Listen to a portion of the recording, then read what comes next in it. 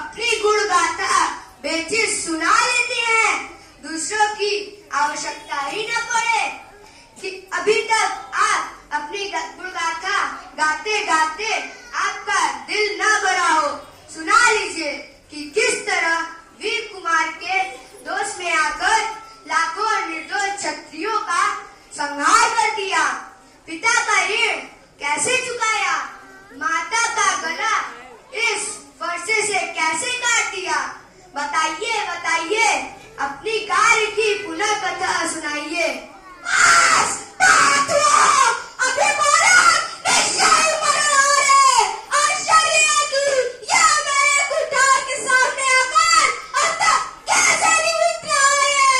मुझे भी आश्चर्य है कि मेरे देवतुल भैया को मृत्यु दंड देने की बात मेरे सामने करे और वो मेरे बाणों से बचा रहे।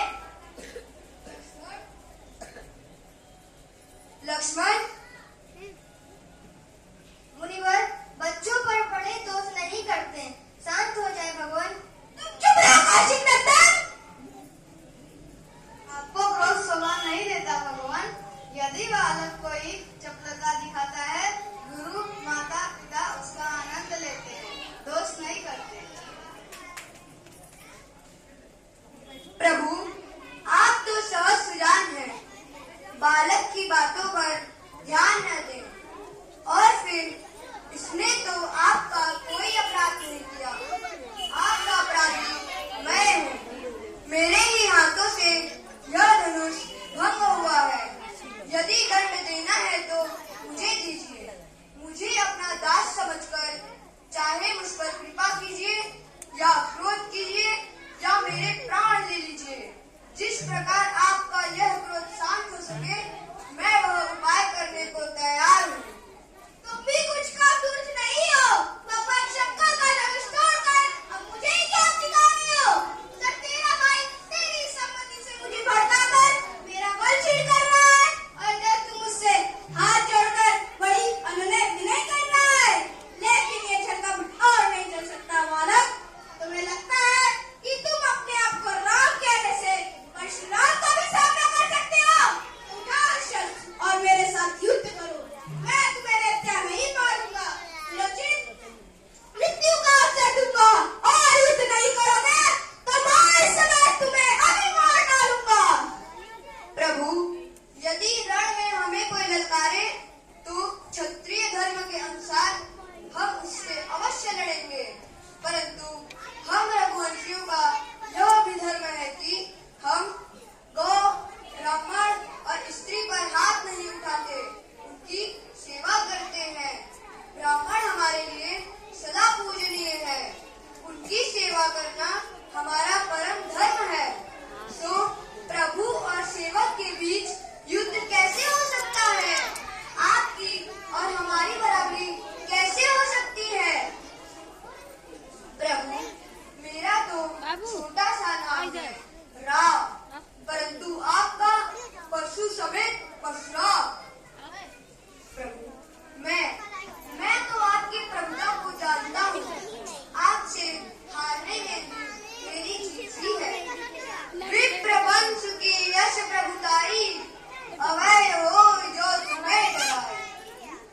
सुनी रघुमान वचन रघुपति के, मुखड़े पर परशु गर्भवती के। राम, ये धनुष विष्णु ने मेरे पितामह महर्षि ऋषि ने अरोहर रूप में रखा था। यदि विष्णु के इस पाठ पर तुम संहार कर सको तो मेरा संदेह मिट जाएगा, मैं तुम्हें पहचान लूंगा।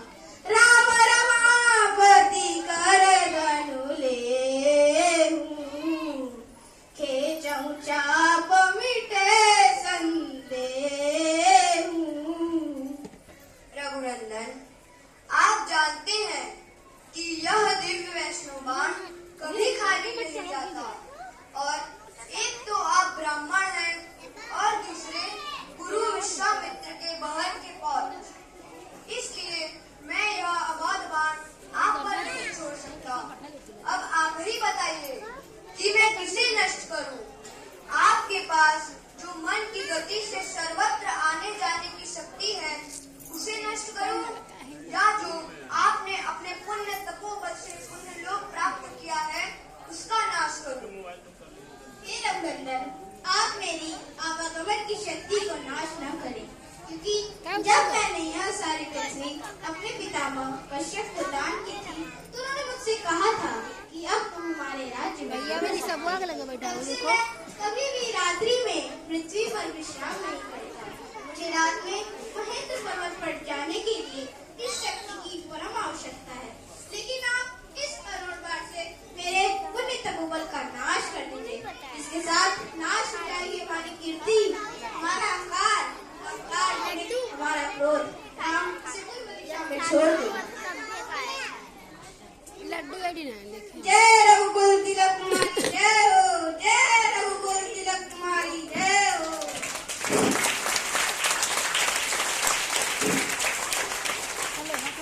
अब मैं अपने विद्यालय के सदस्य हैं श्रीमान श्याम जी, जिसे आग्रह करना चाहता हूँ हमारे छोटे मोटे अभिभावक बंधु